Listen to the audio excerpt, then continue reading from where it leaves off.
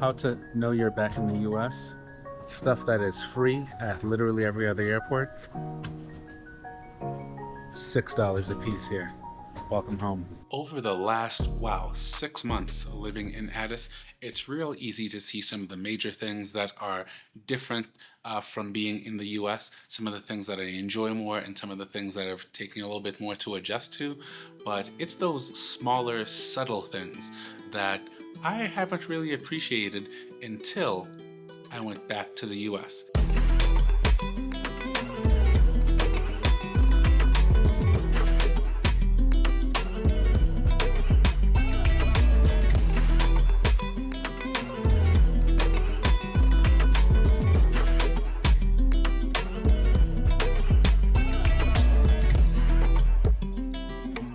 In some ways, it feels like we've been here forever, getting around town, making lots of new friends, and generally nicely settled in. And other times, it feels like it was just yesterday when I was hitting accept, buying that one-way ticket, selling most of our stuff, and packing up just a few things to take that one-way flight from Boston to Addis Ababa, Ethiopia. Now, I would absolutely love to tell you it has all been sunshine and rainbows, but I've said it before, nowhere is perfect. So, to my friends and family that know me, welcome back, and if you're new, welcome in. Today, I'm going to cover something that a lot of you have been asking about. How has it been like, and how do you compare it to your life back in Boston, living in the US, and what kind of adjustments have you and your family have to make? Now, this is not going to be a complete exhaustive list. We can make a follow-up if you let me know down in the comments what other things you want to know about, but here are a couple of the ones that I am most sensitive to and some of you has been asking about. I have missed this girl, I'll tell you that. We're going to take her back and rip up some other parts of Addis. I bet you think that's the only reason I came back. No, I did come for the bike. And one other thing. Supplies and shopping. Now, that is very much front of mind. For as much as I would love to embrace minimalism and have not, want not kind of mentality, there is just some stuff that you need, especially when you're raising kids, right? Like, you're gonna need clothes, you're gonna need certain supplies, household goods and things like that.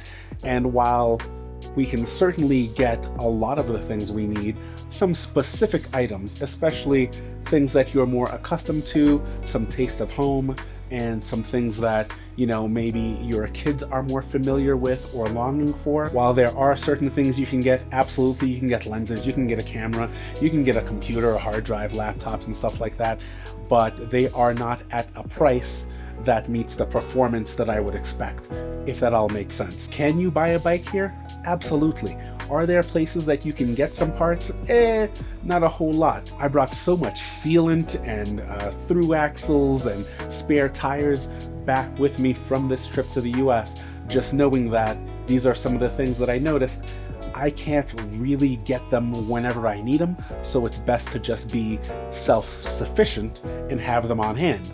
The other side of that means I am very intentional about what I actually need and how I will actually use it before making a purchase. If we were keeping score, I would absolutely score that as a point in the corner of Ethiopia. Yes, we cannot do all the shopping and get all the goods, but personally, I feel it is so much better to be intentional. Like, we canceled our Amazon Prime subscription, right? Like, we just don't need it. We don't need to rely on the material goods because we are doing more forethought about our purchasing decisions. There is proper snow on the ground. It is cold as hell. I guess I should address the elephant in the room. We're having surgery this morning.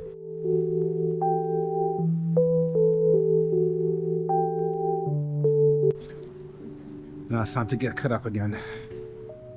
One more time. And this is it. You may see me, or not. I don't know. If this gets uploaded, I guess it went well, and I'm okay. Otherwise, it's been real. Healthcare is another area where we absolutely have to put a lot of forethought into. That's not to say that there aren't hospitals and physicians and clinicians here. However, there aren't a lot of specialists available.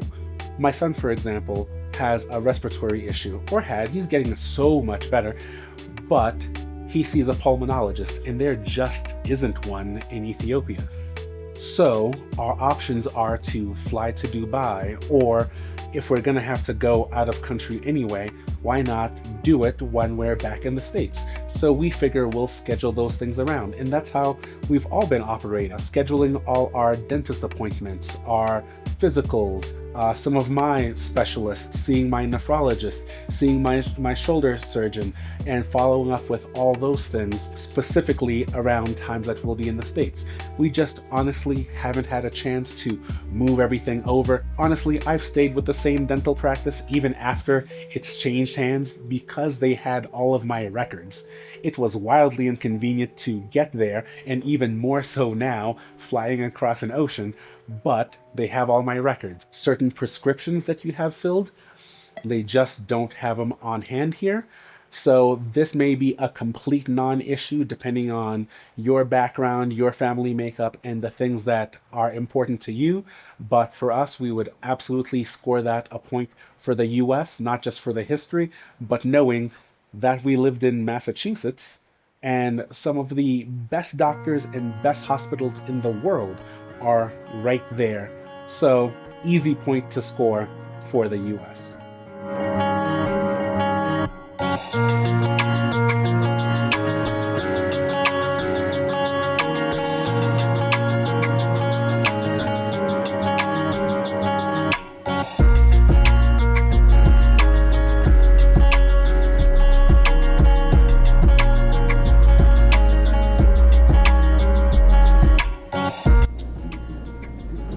Oh, that looks like that's the train right there.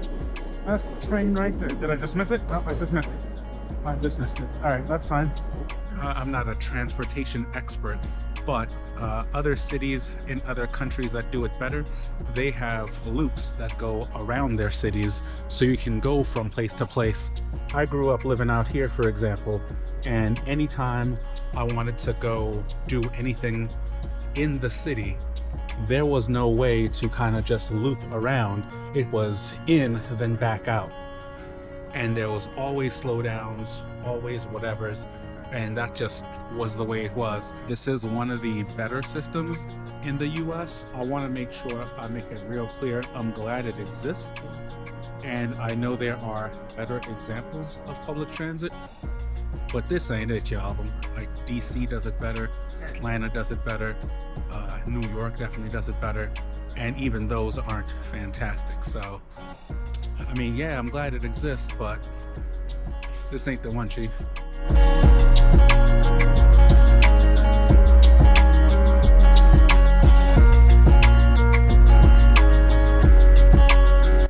And yes, there is a train in Addis.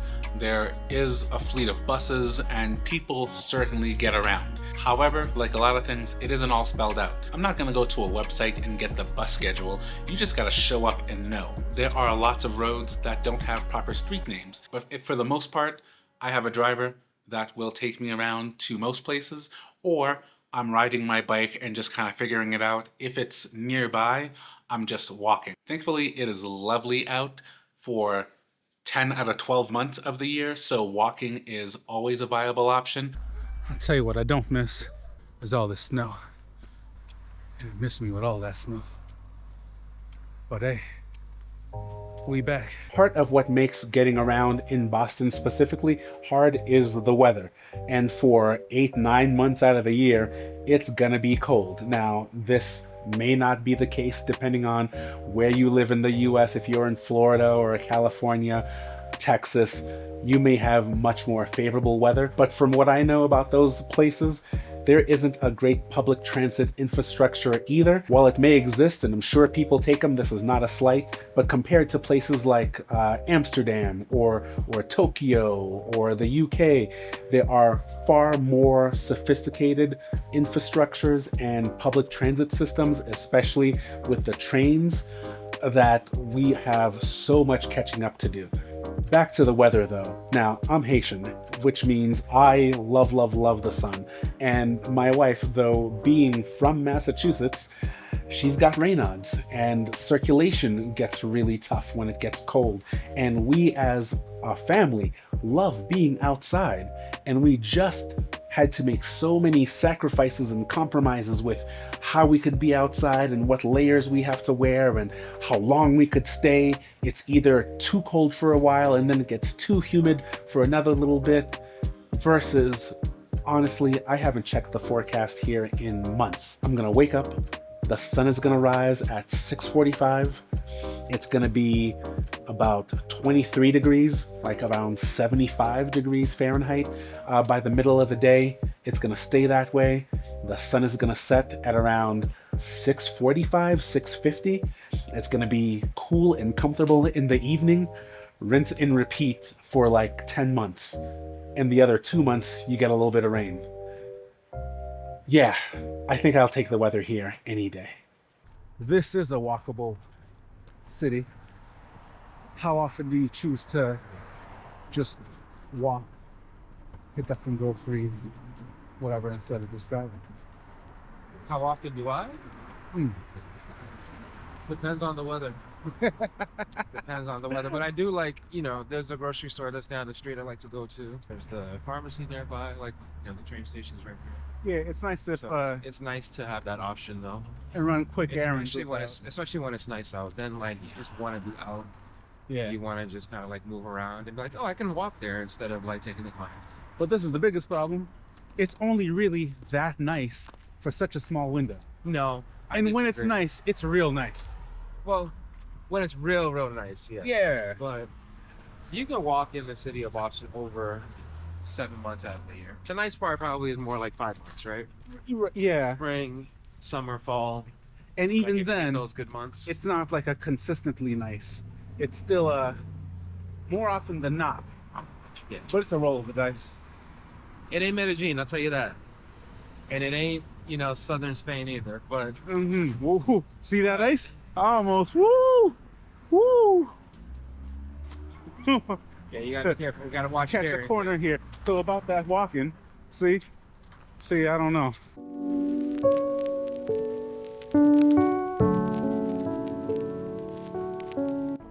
Let's catch a little breakfast here now. I'm gonna listen. I'm gonna try it.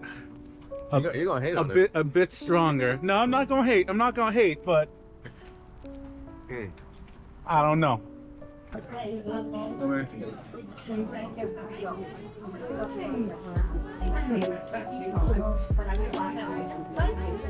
Okay. I mean, yeah.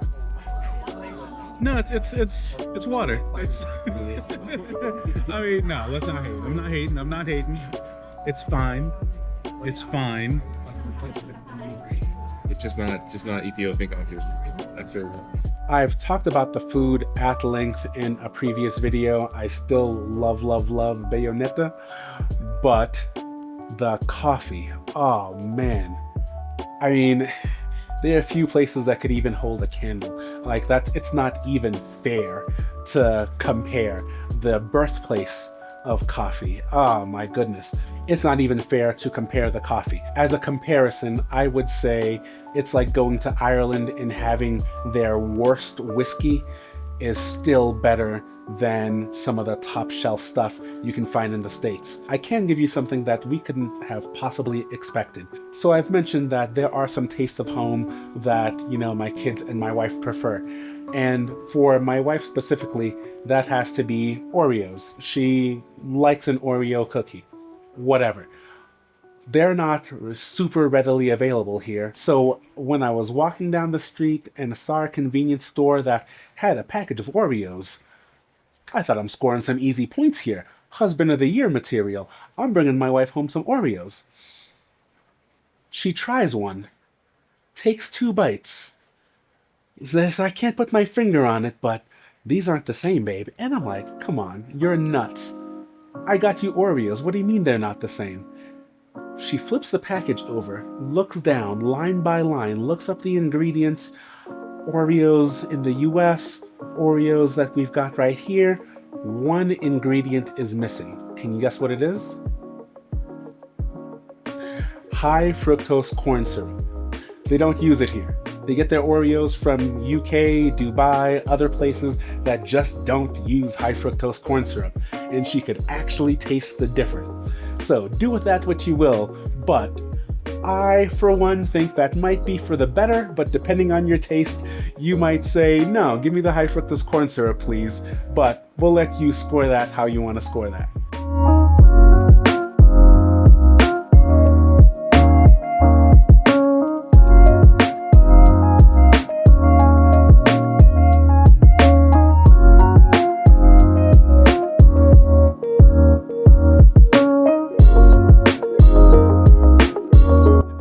Just like that, our time has come to an end.